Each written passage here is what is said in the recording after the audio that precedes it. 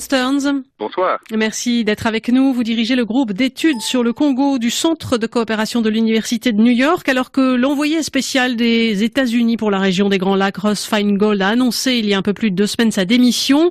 Vous co-signez avec Ida Sawyer une tribune dans laquelle tout d'abord, vous rendez hommage à son action et vous réclamez surtout que son successeur poursuive dans la même voie. Pour quelles raisons exactement? Feingold a été un tournant important dans la politique américaine dans la région des Grands Lacs. Un, parce qu'il a changé un peu la position des États-Unis. Par exemple, dans les dossiers de l'M23, c'est lui qui a, je pense, joué un rôle important en faisant pression sur le Rwanda de couper son soutien, alors que la politique américaine n'était pas toujours dans ce sens-là. Ils étaient beaucoup plus sympathiques envers le Rwanda dans le passé. Donc ça, c'était important, mais aussi au niveau de l'importance du dossier des Grands Lacs dans l'administration américaine, parce que ce n'est pas normalement une région qui attire beaucoup d'attention dans l'administration.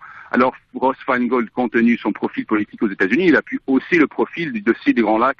Et c'était très très important. Vous dites qu'il a favorisé l'accord avec le M23 et c'est vrai qu'il a été à la manœuvre, il a fait pression, vous le disiez, mais en même temps il n'était pas seul. La MONUSCO par exemple n'a pas aidé aussi à trouver cet accord? Il y avait plusieurs facteurs. Certainement Ross Feingold n'était pas le seul facteur, mais au niveau diplomatique, il faut dire que la position des États-Unis était très très importante. Le fait que Barack Obama appelle le président Paul Kagame pour faire pression est une indication de l'importance de ce dossier. Et c'est grâce, je pense aussi à Ross Feingold, que cette importance était aussi élevée dans l'administration américaine. Mais aussi, comme vous dites, il y avait des autres facteurs. Il y avait la MONUSCO, par exemple. Il y avait des autres diplomates qui ont joué un rôle. Mais au niveau diplomatique, je pense, c'était parmi les facteurs clés. Les Congolais ont beaucoup reproché à l'envoyé spécial des États-Unis d'avoir un double discours très sévère avec eux, beaucoup moins sévère avec le Rwanda, du fait des liens historiques entre Washington et Kigali. Qu'en pensez-vous et comment le successeur de Ross Feingold peut-il gérer cela? Je pense que l'administration congolaise, donc le gouvernement congolais avait cette approche, et surtout parce que Feingold a pris un temps très dur envers le président Kabila en disant que pas seulement il faut qu'il respecte la Constitution, mais aussi qu'il démissionne en 2016. Il l'a dit explicitement. Et ça a beaucoup touché le gouvernement congolais, mais je ne pense pas au niveau du peuple congolais que ce soit la même chose, parce que la plupart, je pense qu'on peut le dire, même s'il n'y a pas de sondage fiable, mais la plupart des Congolais aimeraient aussi que la Constitution soit respectée. Et donc, de ce point de vue-là, je pense que même au sein de la population congolaise, Feingold a eu beaucoup de soutien. Il est vrai que dans le dossier des FDLR, qui est le dernier dossier qui était abordé par Ross Feingold, il était ressenti comme très favorable à une approche militaire. Et c'est un peu la ligne de Kigali. Et c'est difficile parce que pour la plupart des Congolais, le dossier des FDLR, ce n'est pas un dossier qui ressort du chantier congolais. C'est un dossier qui est importé à partir du Rwanda. Donc pourquoi est-ce qu'il faut que les Congolais souffrent à cause des problèmes rwandais?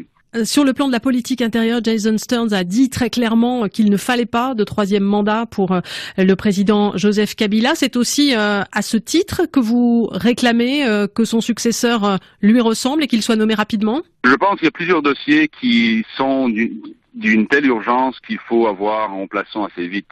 Surtout le dossier FDLR qui est en cours, les opérations sont en cours. On craint qu'il y ait une catastrophe humanitaire à cause de ces opérations militaires, donc il faudra qu'au niveau diplomatique, on ait des acteurs qui jouent à ce niveau-là pour faire en sorte qu'on puisse trouver aussi des voies de sortie politique à cette crise avec les FDLR. Mais aussi, comme vous le dites, à Kinshasa, il y a une crise électorale qui est en préparation en quelque sorte à Kinshasa. Il y a beaucoup de controverses par rapport au calendrier électoral spécifiquement. Et là aussi, à ce niveau, il est possible il est nécessaire qu'un envoyé spécial joue. Ce n'est pas facile, il faut le dire, parce que c'est un dossier qui relève de la souveraineté du Congo, donc il est difficile pour les diplomates comme les Américains de jouer un rôle.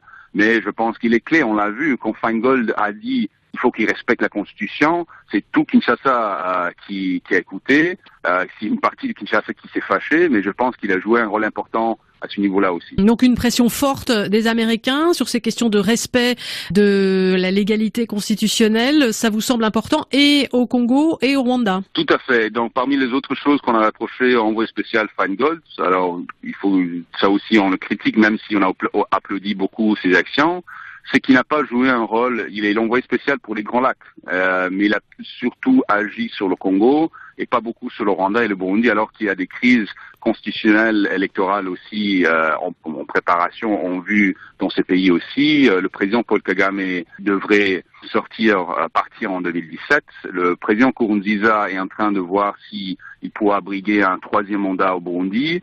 Peut-être réinterpréter la Constitution dans cette façon-là. Il y a aussi des craintes par rapport à des violences liées au processus électoral au Burundi. Dans ces deux pays, Russ Feingold s'est pas beaucoup impliqué. Je pense que son successeur pourrait aussi s'impliquer davantage dans les pays limitrophes au Congo. Pour l'instant, pas de nom pour lui succéder?